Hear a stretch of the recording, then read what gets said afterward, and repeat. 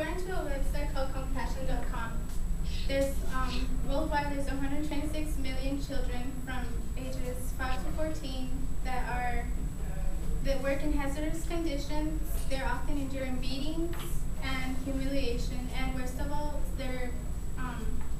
they experience sexual violence by their employers.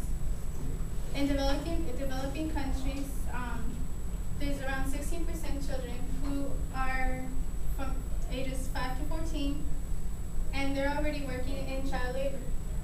And so imagine yourself at this age, or if you have siblings, imagine them. And imagine working 18 hours a day, 7 days a week, and only being paid about $20 a month in order to eat, to live, and to share with your family.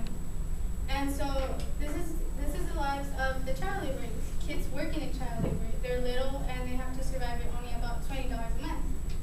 So a while back, I went to Mexico, and I saw little kids when I was ready to cross the border. In the car, we were waiting, and I would see little kids as young as like 5 already working, and it was horrible seeing that because it makes you think if there's like a bunch of kids working like right there, it makes you think if this problem is going around the world. So in this speech, I'm going to talk about I'm going to share some information about how we can stop this problem. And hopefully by the end of my speech, you'll be encouraged to help and to do something to create change. So the problem is that the children are being physically, mentally, morally, and mentally abused, and most importantly, they don't have the rights to speak up for themselves. Most of the time, the children are seen as objects rather than real people, because their bosses or the owners of them, they just see them as people, as objects, because they're younger than the adults working in that place. So they just see them as they don't care for them. They don't really pay attention to them, and they're not aware of the rights. So like I said before, most of the children that are working there are starting to work at 5 years old. So they don't really know what's good or bad for them. They just go with it because they want to help out their families. And a perfect example would be I got this from an article on the New York Times called Children Who Sell Themselves. And the author was Sonia Valerian, and she went to Patna, India, and she found a kid who was 14 years old called Arun Kumar. And this kid, he was working he was working at the mills, and when our local organization went to go help him out, the owner of the mill, he kept repeating that he's mine, I pay for him. So basically, he didn't really care for him at all. It was his property basically. And yeah. Second, they're stolen from the childhood. Most children, like I said before, they're little. They're not able to experience a childhood like most of us did. They didn't really get to play. They didn't get to make friends. They were mostly put in factories where it's dangerous condition. They don't get to talk or anything. And many are separated from their families, and they offer themselves to traffickers. Most of the children who run away who are working are runaways. So they're trying to survive on their own. So what they do is that when they get hungry or when they run out of money, they offer themselves to the traffickers in order for them to survive.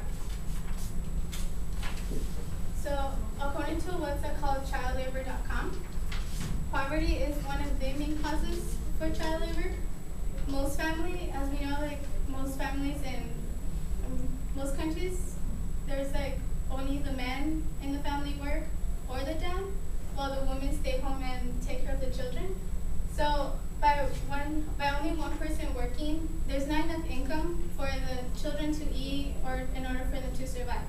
So what they do is that they make their children a source of income. They take them to the mills, they take them to factories, or they take them to work in order for them to have enough money to live. And According to an article in CNN called Kabul's Unnoticed Children Workers by Kaya Almond, he talks about a 12-year-old named Fayez. And this kid, he started working when he was 7 years old. And this all began because his dad got sick and they couldn't afford to pay his bills or anything. So the doctor decided not to help him out.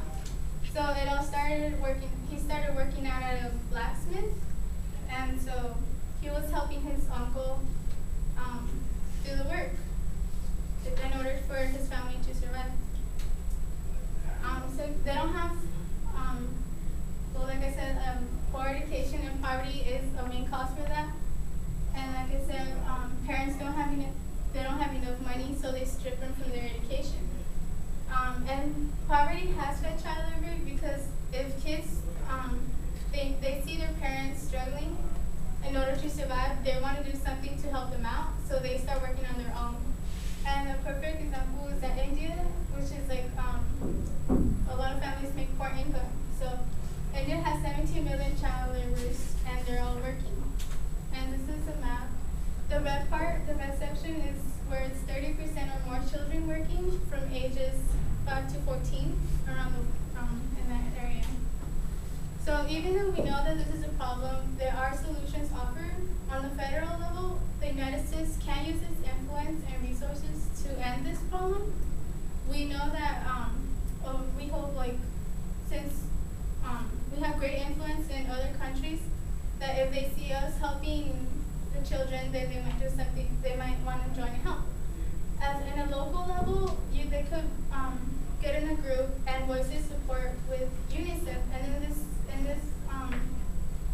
organization, you help the children, you volunteer, and that's another way. At individual level, you could support Congress, members of Congress, and volunteer in the Trafficking Victims Protection Reauthorization Act. And as individuals, we all know that child labor is wrong. And we all have an opportunity to make a difference and stop this, because just like Dr. Seuss said, a person's a person no matter how small. And with this said, I hope that by the end of this, you'll be encouraged to